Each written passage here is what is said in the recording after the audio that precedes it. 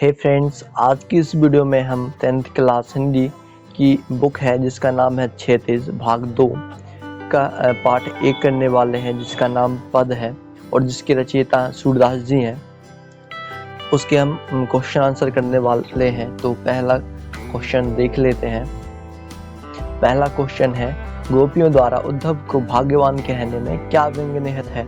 यहाँ पर उद्धव जी गोपियों के पास कृष्ण जी का एक योग संदेश लेकर पहुंचते हैं, तब गोपियां उद्धव जी को भाग्यवान कहती हैं। तो इसका उत्तर है, गोपियां उद्धव को व्यंग कर रही हैं तथा उन्हें भाग्यवान कह रही हैं, किंतु वास्तव में वे कहना चाह रही हैं कि तुम बड़े अभागे हो कि प्रेम का अनुभव नहीं कर सके, ना किसी के हो सके, ना किसी को अपना बना सके। तुमने प्रेम का आनंद जाना ही नहीं, यह तुम्हारा दुर्भाग्य है। यहाँ पर गोपियां उद्धव जी को भाग्यवान जरूर कह रही हैं, लेकिन वह उसका अपोजिट कह रही हैं। दूसरा क्वेश्चन देख लेते हैं। उद्धव के व्यवहार की तुलना किस से की गई है। तो उद्धव जी के व्यवहार की तुलना बेसिकली दो वस्तुओं से की गई है। पहला है कमल के पत्ते, जो पानी में रहकर भी गीले नहीं होते। आपने तालाबों में कमल के पत्ते जरूर देखे होंगे, जहाँ पर वो पानी में होते तो जरूर हैं, लेकिन पानी अगर आप उनके पत्तों के ऊपर पानी की एक बूंद जमाओगे तो वह पत्ते पर नहीं ठहरेंगे, नीचे आ जाएंगे। और दूसरा है तेल में डूबी गागर, जो तेल के कारण पानी से गीली नहीं होती। आपने कई बर्तनों को देखा होगा जो तेल में होते हैं, तो अगर आप उनके ऊपर पानी डालेंगे तो पानी उनके ऊपर ठहरता नहीं। और तीसरा क्वेश्चन है, गोपियों ने किन किन उदाहरणों के माध्यम से उद्धव को उलाहने दिए हैं। तो इसका उत्तर है, गोपियों ने कमल के पत्ते, तेल की मटकी और प्रेम की नदी के उदाहरण के माध्यम से उद्धव को उलाहने दिए हैं। प्रेम रूपी नदी में पांव डुबाकर भी उद्धव अप्रभावित है। वे श्री कृष्ण के सानिध्य में रहते हुए भी वे श्री कृष्ण के प्रेम से सर्वथा मुक्त रहे, अर्थात उन्होंने प्रेम को जाना ही नहीं। लेकिन कृष्ण जी को तो प्रेम की मूर्ति कहा जाता है। यहीं पर गोपियां उद्धव जी को उलाहने दे रही हैं। चौथा क्वेश्चन है, उद्धव द्वारा दिए गए योग के संदेश ने गोपियों की विरहाग्नि में घी का काम कैसे किया। तो इसका उत्तर है, श्री कृष्ण के मथुरा चले जाने पर गोपियां पहले से ही विरहाग्नि में जल रही थी। श्री कृष्ण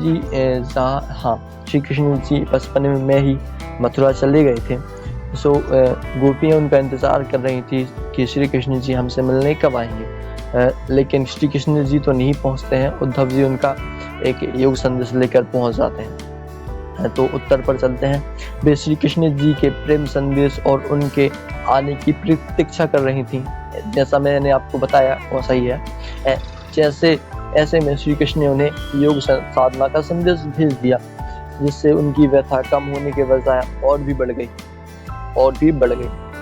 तो पांचवा है, मर्यादा ना रही के माध्यम से कौन सी मर्यादा ना रहने की बात की जा रही।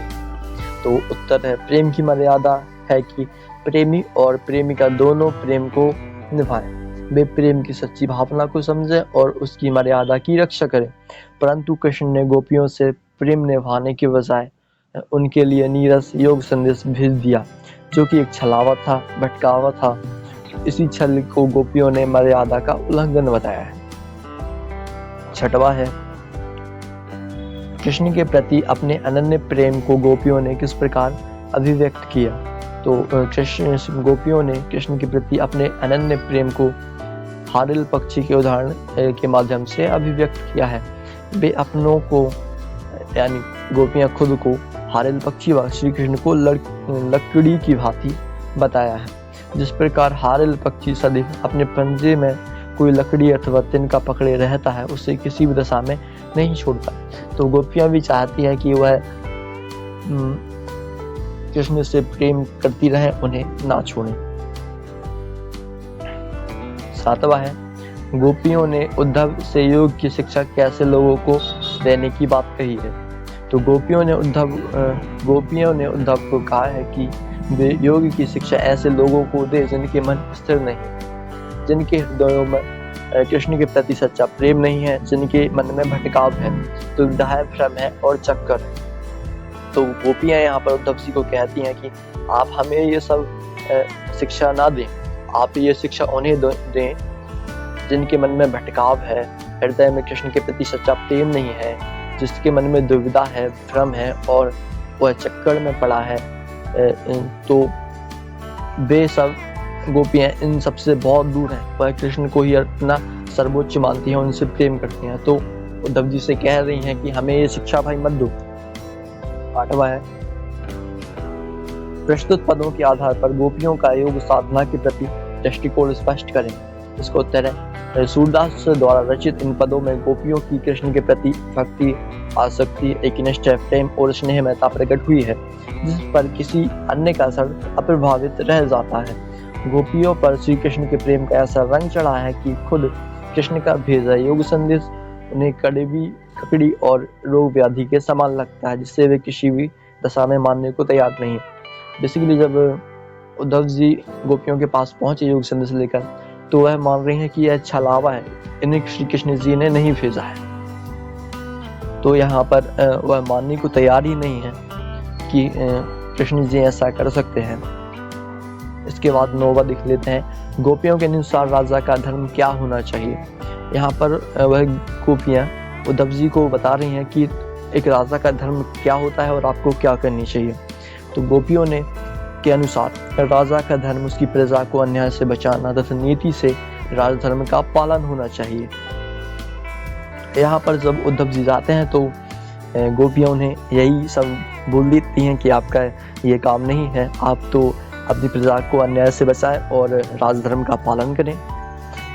इसके बाद 10वां है, गोपियों को कृष्ण में ऐसे कौन से परिवर्तन दिखाई दिए जिनके कारण वे अपना मन वापस पा लेने की बात कह दी है। गोपियों को कृष्ण में ऐसे अनेक परिवर्तन दिखाई दिए जिनके कारण वे अपना मन श्री कृष्ण से वापस पाना चाहते हैं। जैसे गोपियों को लगता है कि कृष्ण द्वारिका जाकर राजनीति के विद्वान हो गए हैं। उनके अनुसार श्री कृष्ण पहले से ही चतुर थे, अब तो उन्होंने धर्म ग्रंथों और मोटी मोटी किताबों को पढ़ लिया है और अब तो वह और भी ज़्यादा चतुर हो गए हैं। तो वह बोल रही हैं कि हमें अपना मन वापस चाहिए, वो मन वापस पाना चाहते हैं श्री कृष्ण जी से। 11 है, गोपियों ने अपने वाक्य चातुर्य के आधार पर ज्ञानी उद्धव को परास्त कर दिया है। उनके वाक्य चातुर्य की विशेषता लिखी। तो गोपियाँ वाक्य चातुर हैं। यहाँ पर वाक्य चातुर का अर्थ है कि वह अपनी बात को कहने में बहुत ही चतुर है या बहुत ही सक्षम है। ये बात बनाने में किसी को भी पछाड़ सकती हैं। यहाँ पर हमने देखा उद्धव जी को भी पछाड़ दिया उन्होंने, यहाँ तक कि ज्ञानी उद्धव उनके सामने गंगे होकर खड़े रह गए जाते हैं। कारण यह है कि गोपियों के हृदय में कृष्ण प्रेम का सच्चा ज्वार है। यहाँ पर ज्वार का अर्थ बुखार होता है, लेकिन यहाँ पर प्रेम का ज्वार यानी बुखार चढ़ गया उन्हें प्रेम का। यही उमड़ाव, यही जबरदस्त आवेग उद्धव की बोलती बंद कर देता है। सच्चे प्रेम में इतनी शक्ति है कि बड़े से बड़ा ज्ञानी भी उनके सामने घुटने टेक देता है। और यहाँ पर भी हमने देखा उद्धव जी ने भी अपने घुटने टेक दिए गोपियों के सामने। और यहाँ पर ये हमारा लास्ट क्वेश्चन है इस पार्ट का, जो है संकलित पदों को ध्यान में रखते हुए सूर्य के भ्रमर गीत की मुख्य विशेषताएं बताइए।